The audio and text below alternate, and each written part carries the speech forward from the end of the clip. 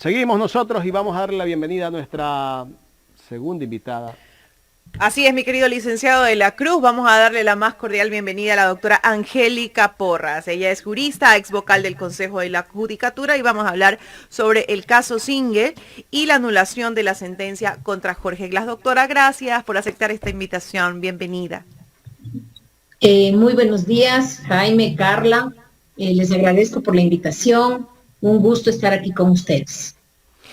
Bien, doctora, la anulación de la sentencia se da por falta de pruebas, ¿no? Y la declaran nula. Efectivamente, ¿hubo información no fidedigna como para llegar a ratificar esta sentencia? A ver, el caso Singer, recordemos, estaba en apelación. En la fase de apelación es posible discutir las nulidades que afectan el proceso. De lo que tengo entendido, porque no he podido revisar directamente el proceso, pero de lo que tengo entendido, en realidad lo que llevó a que se declare la nulidad del caso es que esta responsabilidad, los indicios de responsabilidad penal que fueron emitidos por la Contraloría General del Estado y en base a lo que se hizo todo el caso Singer, es decir, toda la investigación y todo el procedimiento ya en el ámbito judicial, estaba caducado. Es decir, no cabía continuar con un proceso habiendo ya podido detectar que cuando se hace esta responsabilidad penal había ya caducado. Recuerden ustedes que son estos indicios de responsabilidad penal que salen de la Contraloría General del Estado los que dan inicio eso junto con un supuesto informe periodístico que dan inicio justamente al procedimiento. Es decir, ¿qué quiero decir con todo esto? Que no se resolvió en el fondo, que no se pasó a resolver, no se pasó a revisar el tema de las pruebas en sí. De hecho, escuchaba al abogado, a uno de los abogados que defendió a los acusados en este proceso, y él decía que efectivamente no se pasó a la discusión en torno a la no existencia de pruebas, porque desde la perspectiva que él proponía decía lo que pasa es que nunca hubo pruebas, hubo demasiadas irregularidades en los peritajes, en la determinación de los testigos que se llaman especializados, etcétera. Entonces, expertos, dicen testigos expertos. Entonces, decía él, no se logró pasar allá porque se detectaron esta serie de anomalías que causan la nulidad. Y la nulidad está dictada de tal forma que se retrotraen los efectos hasta el momento de la formulación de cargos. ¿Qué quiere decir esto? Quiere decir, el proceso penal tiene varias etapas, ¿no? Una etapa que se llama investigación previa o indagación previa, y luego viene la etapa de instrucción fiscal. Para pasar de la etapa de investigación previa a la de instrucción fiscal, se hace a través de un dictamen que se llama formulación de cargos, de un informe, más bien dicho, de una determinación que hace la Fiscalía respecto a quién va a involucrar en la investigación. Entonces, el proceso se retrotrae a ese momento. Eso quiere decir que las medidas cautelares que se dictaron, entre ellas la prisión preventiva o el no salir del país o el tener que presentarse, también quedan anuladas por efectos de esta anulación. Entonces, eso en términos generales, diríamos, lo que significa es que en nuestro país nosotros podemos estar sometidos o sometidas a un proceso nulo por años, y alguien me dice después, un juez me dice, ¿sabe qué? Disculpe, han sido 5 años de su vida que yo le he tenido angustiado, todo está declarado nulo y vaya nomás. Hay que determinar responsabilidad. Claro, sí, imagínese usted. Como el caso del ex vicepresidente Jorge Glass. Exactamente, como el caso del señor Jorge Glass, que además uno de los impedimentos para que se pueda llevar adelante esta cuestión de la acumulación de las penas para que pueda acogerse a este beneficio penitenciario, que es acudir a un porcentaje ya de cumplimiento de la pena que dicen que debe ser el 60%, aunque ellos alegaban que era el 40%, yo también creo que era el 40%, conforme al código anterior. Pero iba al 70%, si no me equivoco. Sí, en este momento, claro, con esta, el 60 lleva ya, ahora en noviembre, no he contabilizado exactamente, pero sé que en este mes se cumple, y entonces retirado este impedimento, él ya podría salir, porque lo que pasa es que esto estaba pendiente, digamos, porque estaba en apelación, estaba pendiente, no se sabía si va a acumular o no, Doctora, cuántos años más de pena que tenía ya. Entonces me parece a mí que ese impedimento se elimina y, por supuesto, como cualquier otra persona, no porque se trate de Glass y no porque se trate de que le tienen odio o le tienen cariño, sino porque eso manda la ley, él puede acogerse a ese beneficio, ¿no? doctora, y si no había una sentencia en firme todavía, ¿por qué no se le permitía salir? O sea, salió, pero nuevamente lo regresaron a la cárcel.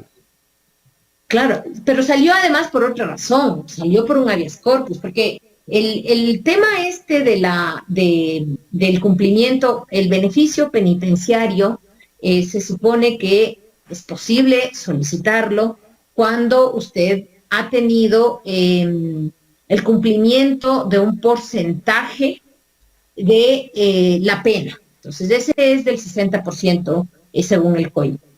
Pero desde mi punto de vista, el señor podía salir y acogerse a ese beneficio sin ningún problema. ¿Por qué? Porque el caso Singue no tenía una sentencia definitiva. La sentencia de primera instancia no es definitiva. Dicho en otras palabras, la privación de la libertad del señor Glass por el caso Singue no es más que una prisión preventiva por el caso Singue. Por el otro caso, por supuesto que está, por el caso Sobornos, por supuesto que está cumpliendo ya una pena que está definitiva. Pero mientras no haya una pena definitiva, eso no se puede considerar una condena. Entonces el señor Glass, junto con las otras personas por el caso Singue, eran inocentes, hasta que una sentencia, no de primera instancia, sino de última instancia, que en este caso el Consejo de la Judicatura, que como hemos escuchado, ordena a los jueces a nombre del presidente de la República que se haga de tal o cual manera. Entonces, para mí ya podía acogerse a ese beneficio desde hace rato, pero porque además podía acogerse, desde mi punto de vista, conforme al código anterior que exigía el 40%. Entonces, Glass lo que tuvo además es un habeas corpus, pero eso era porque en medio de la crisis que vive de seguridad en las cárceles de nuestro país, no había como claridad dónde estaba o una cosa así, y por eso le dieron el habeas corpus, es decir, no fue por acogerse a este beneficio penitenciario.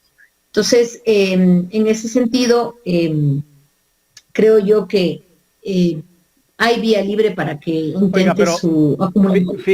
¿Fiscalía puede apelar todavía esta decisión? ¿Ya es una decisión de última instancia? No puede, solo puede pedir aclaración, ampliación, porque es nulidad. No estamos hablando de una sentencia que va al fondo, sino que dice aquí ha habido violación del proceso, aquí ha habido violación del debido proceso, ha habido violación del principio de legalidad, entonces no puede apelar.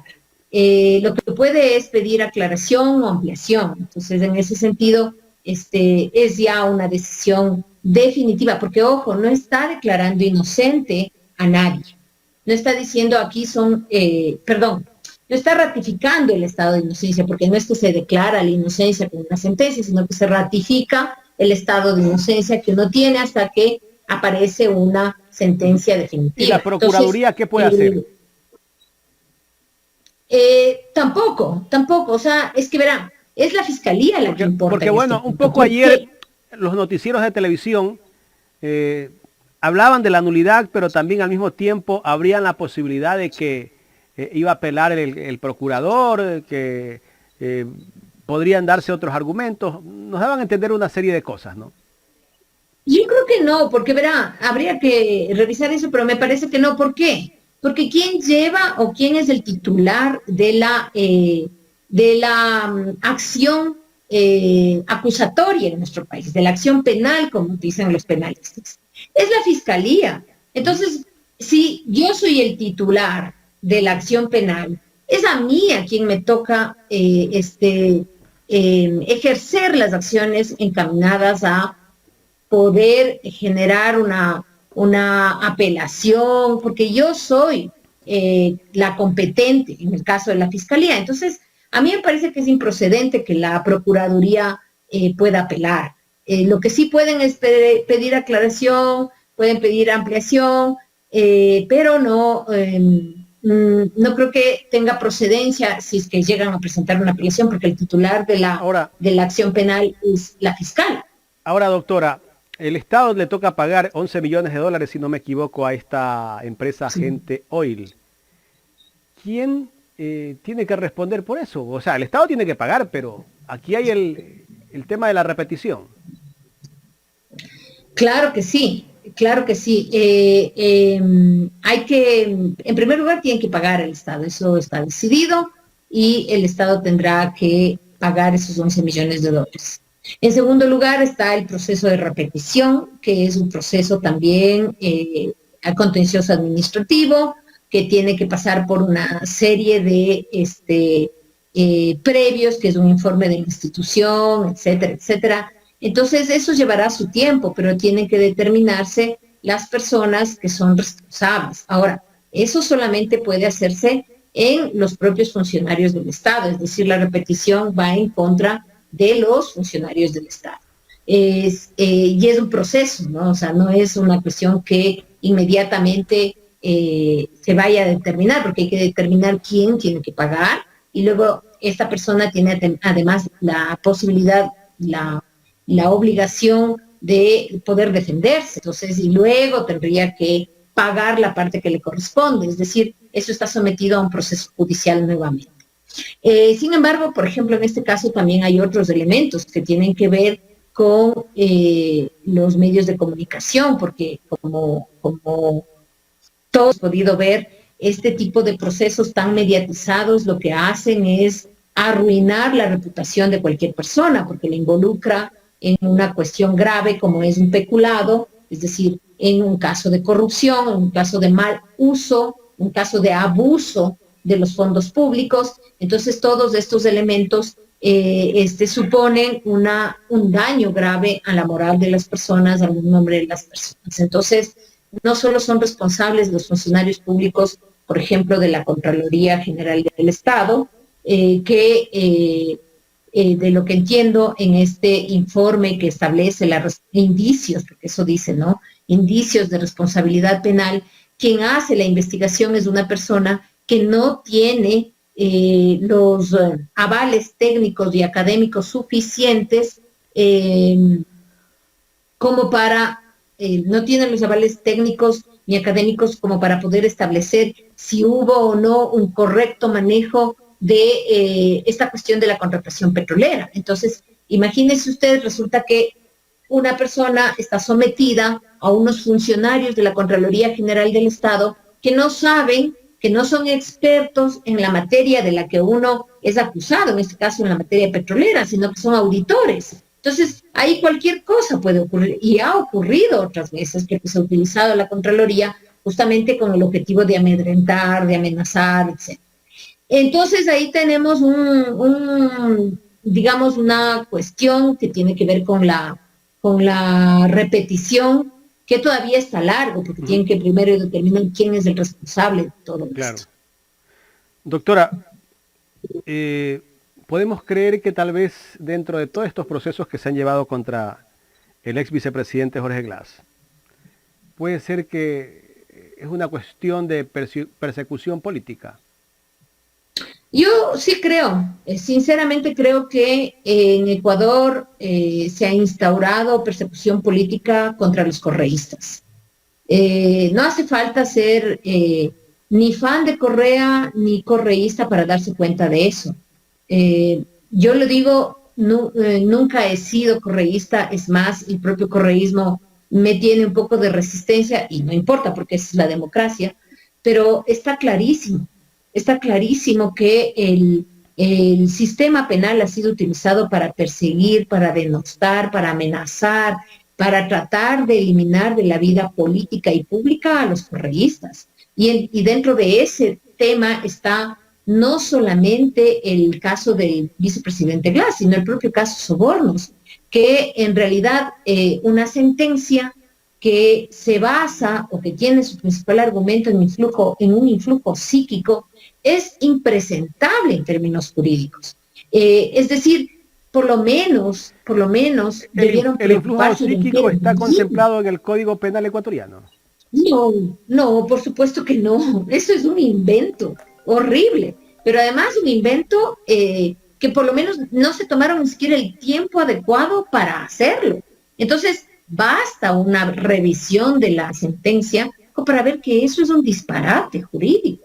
Y fíjese usted, así se genera miedo, porque si es que usted sabe que no hay nada de pruebas en el otro lado y que, sin embargo, sabe que igual puede ir preso, que igual le pueden destrozar la reputación, entonces, ¿qué garantía de vivir y de libertad de expresión, de libertad de ejercicio de la política, de participación política usted puede tener? Ninguno. Entonces, realmente estamos en una situación muy grave. Esto no quiere decir que lo que yo estoy diciendo no tiene nada que ver con la simpatía o la antipatía que uno puede tener con el señor Correa, con el señor Glass, con todos los señores que están relacionados con el correísmo. No tiene nada que ver. Pero es una cuestión que yo lo digo como abogada litigante. Yo soy abogada litigante y tengo que enfrentarme a unos tribunales donde en ciertos casos que tienen relevancia política, yo sé que ahí no vale el derecho.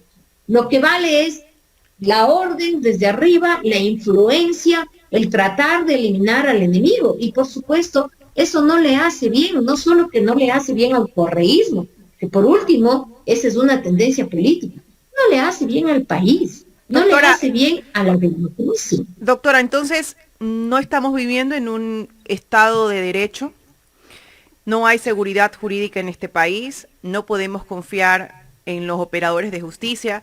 Significa que tenemos una constitución garantista en texto, en papel, pero efectivamente no se ejecuta. Entonces la pregunta viene, y no solamente para los políticos, no solamente para el que esté acusado o no por un tema de peculado, por temas de corrupción, por temas netamente políticos, sino para el ciudadano en general. ¿Cómo confiar en los operadores de justicia? En realidad no estamos viviendo un Estado de Derecho. No estamos viviendo un Estado de Derecho y obviamente la Constitución, que es garantista, que es de avanzada, que durante algún tiempo nos llenó de ilusión que si bien no se cumplía, había intentos, esfuerzos por llevarla adelante. En este momento estamos realmente en un franco retroceso de la democracia, en un franco retroceso del Estado de Derecho. Y yo diría que esta forma que durante los años 70, durante los años 60, incluso en Ecuador en los años 80, con León Febres Cordero, cuando se utilizaba como mecanismo de eliminación del enemigo político las fuerzas militares, las fuerzas policiales, o en otros lados de América del Sur, también los militares con los golpes de Estado, etcétera, y con los militares en el poder, se transformó. O sea, ya ahora ya no es el principal mecanismo para amedrentar a los enemigos políticos, la policía o los militares. Ahora es el sistema penal. Porque en el sistema penal le tienen a las personas sufriendo por años, gastando por años, tratando de probar su inocencia, cuando es al revés. La fiscalía es la que tiene que probar la culpabilidad de la persona que está siendo acusada. Entonces, yo creo que... claro, doctora, pero es que en Ecuador en estos momentos es diferente. Usted me acusa, y en términos generales un periodista, me acusa un político, y yo tengo que demostrarle por su simple acusación que soy inocente. Y por esa simple acusación me inician un proceso de investigación. Y puedo ser incluso por la presión mediática, incluso hasta detenidos para investigación, cuando la detención tiene que ser de última ratio, una vez que obviamente haya elementos de juicio. Pero entonces, el problema no es la norma, el problema es quien opera la norma.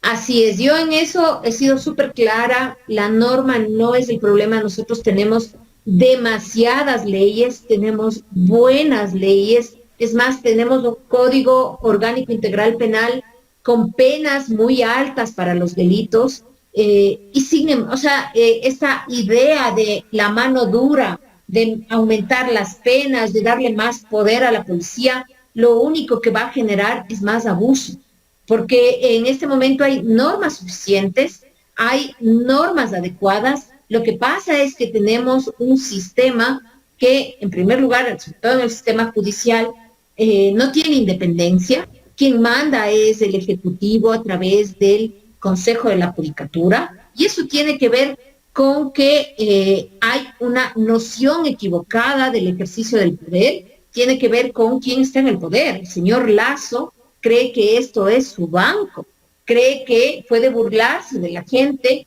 cree que a una señora que tiene necesidades le puede hacer que juegue con unas llaves, o sea, él jugando con unas llaves, burlándose de la necesidad de esta mujer. Entonces, ahí hay una concepción absolutamente equivocada de lo que es el poder. No está manejando un banco, no está manejando algo de su propiedad, él es un representante.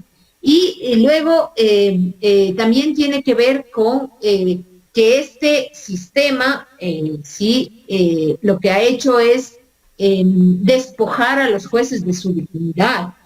Tenemos jueces que están puestos ahí a dedo, los tales jueces temporales, pero además son jueces que le rinden pleitesía, le rinden cuentas, no a la ciudadanía, ni siquiera a la asamblea, le rinden cuentas al presidente de la República o al Ejecutivo. Piense usted que a pesar de haber tantas pruebas en contra del Consejo de la Judicatura, que se mostró que los señores a través de llamadas telefónicas pedían a los jueces que actúen en una u otra manera, resulta que les perdonaron, o sea, les dijeron no les enjuiciamos políticamente, por parte de ciertos grupos políticos, entre ellos Pachacuti y la Izquierda Democrática, que negocien con el gobierno, porque eso no es gratuito, eso no es porque decían que lo que pasa es que estaba mal planteado el juicio político. Háganme el favor, o sea, valiéndose de una leguleyada, como se dice en los términos comunes de los abogados, para decir no cabía. O sea, era una necesidad urgente que la Asamblea haga y revise la actuación de los señores del Consejo de la Judicatura. Entonces, realmente sí es bueno que la ciudadanía se dé cuenta del nivel de desinstitucionalización que llevamos, del nivel generalizado de falta de independencia judicial y de corrupción en el sistema judicial, porque el sistema judicial no solo es corrupto cuando acepta dinero, que también acepta, sino que el sistema judicial también es corrupto cuando manda a la cárcel a personas sin tener las pruebas suficientes, cuando les somete a procesos judiciales sin tener pruebas suficientes. Resulta que la Fiscalía siempre cuando hace su formulación de cargos dice, tengo 568 indicios, tengo 100 indicios, pero el indicio no es un testimonio. Entonces, la Fiscalía pone 100 testimonios y dice, tengo 100 indicios de que aquí hubo el cometimiento de un delito y que fulano de tal puede ser tal vez el autor. Eso no es suficiente. El indicio es cómo, no es el testimonio por sí, es cómo ese testimonio aporta para saber si existió o no el delito y si la persona a quien estoy acusando es la responsable. Entonces, la gravedad de la situación se ve fácilmente, porque no es gratis que estamos en una crisis de seguridad tan severa como la que tenemos. No es gratis todo eso, sino que tiene una buena parte de responsabilidad el sistema penal, con todos estos males que ya usted mismo, Carla, nos ha señalado. Doctora, finalmente, pasándonos a otro tema, en el asunto de presupuesto que ha enviado el gobierno a la Asamblea para que sea aprobado, usted como ex vocal del Consejo de la Judicatura Transitorio, el gobierno le ha recortado casi $7 millones al Consejo de la Judicatura. ¿Qué significa esto para el Consejo de la Judicatura? Mire, esto es gravísimo en términos generales, pero particularmente en el tema de la judicatura.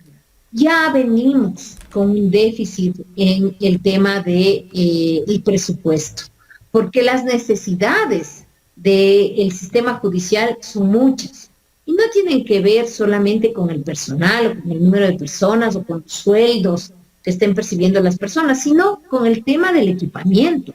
Entonces, hubo un avance en el ámbito judicial cuando se construyeron los complejos judiciales, cuando se digitalizó una buena parte de los procesos, la creación del SADGE, que es un sistema donde se permite revisar el proceso a los usuarios, la automatización de la entrega de las demandas, etcétera, las salas de audiencias. Eso fue un avance tremendo, eso fue un avance sustancial que se hizo en el tiempo de la presidencia de Rafael Correa, ¿no? Entonces, sin embargo, eso era lo físico. Todavía faltaba todo el trabajo que tiene que ver con la capacitación, con la formación de jueces, con mecanismos de control de la corrupción y todo eso no estaba hecho. Sin embargo, en este momento, eso que se avanzó en la infraestructura se ha retrocedido. Se ha retrocedido brutalmente. No hay mantenimiento de los edificios, no hay hojas, no hay impresoras, no hay toners para las impresoras. Entonces hay complejos judiciales donde los propios funcionarios de la función judicial ponen dinero para comprar los insumos mínimos. A eso súmele que hay ciertos sectores del país donde hay jueces multicompetentes, es decir, un juez que atiende todo, cuando debería haber especialización según el Código Orgánico de la Función Judicial. Es decir, se necesitan más jueces, se necesitan más secretarios, se necesitan más ayudantes, se necesitan más fiscales, se necesita mejor capacitación y se necesita infraestructura, mejorar la que ya se tiene y dar mantenimiento a la que se tiene. Entonces, si encima de eso le recorto el presupuesto, lo que estamos es condenando al sistema judicial a volver a los años 80, a los años 90. No sé si ustedes recuerdan cuando antes íbamos a los juzgados y en cada juzgado los juicios estaban en el piso, hasta el techo, amarrados, y ahí había que hacer la defensa de los derechos de las personas. O sea, imagínense, a eso estamos volviendo. Y además, con el mayor desparpajo del mundo, porque según ellos, estamos en el mejor momento, nunca antes había tanta inversión social. O sea, es una vergüenza, porque además nos tratan como a tontos, nos tratan como a personas que no sabemos nada de nada, ¿no? Los que no saben son ellos, porque doctora, que viven en su burbuja. Oiga, y lo que llama la atención, ¿no? Cualquier problema que se genere aquí en este país, pasándonos un poco a otro tema, al asunto del presidente de la República. Si hay un problema de inseguridad en el país, resulta que la culpa no es del gobierno. La culpa o son de las leyes, de los jueces, de la asamblea o de cualquier otra persona. Y finalmente de Correa. O sea, ¿por qué hay tanta droga en el país? Culpa de Correa. Pero sin embargo no hace nada el gobierno por controlar el ingreso de droga en la frontera. Si hay una masacre en la cárcel, es la culpa de Correa. Como que Correa sigue cuidando las puertas para que no ingresen las armas en las cárceles. ¿Quién gobierna este país entonces? Claro, o sea, verán, lamentablemente estamos gobernados por una persona que es un absoluto ignorante de la realidad de nuestro país y que además no le interesa aprender lo que vive el ciudadano de a pie, no le interesa. Y la muestra más contundente de eso es que el señor quiso irse en medio de la desgracia que sufría Esmeraldas de paseo a Disney, a Orlando, no sé qué historias así. Entonces, es una persona absolutamente ignorante. Y es una persona que no le importa que la gente que tiene más necesidades sufra, no le importa que la gente muera en las calles, porque él y su grupo están protegidos. Él y su grupo tienen sistemas de protección con plata nuestra, porque cuando uno ve las caravanas del señor presidente, del señor vicepresidente, son de hasta 10 carros. Entonces, ese dinero nuestro está siendo utilizado en la protección de ellos. Entonces, no les interesa y mientras tanto siguen llevando adelante un modelo económico, un modelo político que les permite mejorar la acumulación de quienes ya tienen dinero y seguir despojando a quienes están empobrecidos. Entonces, realmente yo no creo que sea nada descabellado plantear que efectivamente hay una política de muerte desde el Estado, hay una política de muerte desde la presidencia de la República y de estas élites de la derecha, pero además de una derecha ignorante, de una derecha discriminadora, fascista, y que además nos trata como a tontos, nos trata como personas que no nos damos cuenta, porque sale un día a decir una cosa y el día siguiente cambia de opinión. Sale un día a decir una cosa, ofrecer el oro y el moro, y después no se acuerda, se olvida, le importa un comino, como él mismo ha dicho que le importa un pito, un montón de cosas. Entonces, yo diría que esto lo que muestra es que las élites de la derecha no solamente les interesa acumular, sino que lo hacen de la manera más desvergonzada, lo hacen con una ignorancia absoluta de lo que es el Ecuador. Ellos creen que su burbuja de Miami y la forma como viven aquí parecida a Miami es todo. Entonces, yo creo que debemos pensar súper bien nosotros porque al final se le eligió. Obviamente yo jamás votaría por un banquero, jamás voté por él, nunca lo haría por un banquero o por la derecha, pero la gente votó por él y me parece que es importante que se dé cuenta que mientras nosotros sufrimos la violencia, mientras hay un montón de jóvenes que ni estudian ni trabajan, que encuentran como única salida para la supervivencia las redes y las bandas dedicadas al crimen organizado y al narcotráfico, porque el ejército que tienen ellos, el ejército de las bandas de narcotráfico, está formado por aquellos jóvenes que no tienen oportunidades, que no van a trabajar porque no hay dónde, que no van a estudiar porque las universidades no tienen cupos, porque no hay sistemas de educación que les integren. Ahí está el ejército, es decir, ¿quién pone los muertos en el caso de una guerra con el narcotráfico? Ponen los muertos los policías rasos, los policías de la tropa, mal pagados, maltratados por la propia policía y el Estado, y los pobres, las zonas empobrecidas de gente de las grandes ciudades. Ellos ponen, nosotros ponemos los muertos. Entonces, hablar del narcotráfico y decir las bandas internacionales, las bandas de crimen organizado, y vamos a poner mano dura, es una tontería, porque además en todos los países donde ha ocurrido eso, lo que ha habido son ríos de sangre, y a eso nos quieren llevar. Entonces, en realidad, tenemos que reflexionar bien sobre quién nos gobierna y pensar nuestro voto. No podemos irlo a desperdiciar nuevamente de esta forma como se desperdició. O sea, no es posible que la gente que está siendo más afectada por este gobierno sea la misma que le dio el voto. No es posible. Quito, por ejemplo. Mire, la situación de Quito es terrible, porque abandonados absolutamente, sin autoridades, sin alcaldes, sin nada. Y con una inseguridad brutal. O sea, yo me imagino en Guayaquil cómo es el tema de la seguridad. Si aquí ya no podemos salir, da miedo. Entonces, en realidad, mínimo como ciudadanos, mínimo nuestra responsabilidad es votar bien. No podemos volver a equivocarnos de esta forma tan brutal, porque nosotros pagamos las consecuencias, no la pagan ellos. Doctora, quiero agradecerle por haber aceptado dialogar con nosotros y por este análisis que me parece muy interesante, que creo que va a aportar muchísimo. Muchas gracias, Jaime, Carla, les agradezco mucho y nos vemos en otra ocasión. Hasta luego. Gracias a la doctora Angélica Porras, jurista y ex vocal del Consejo de la Judicatura Transitoria.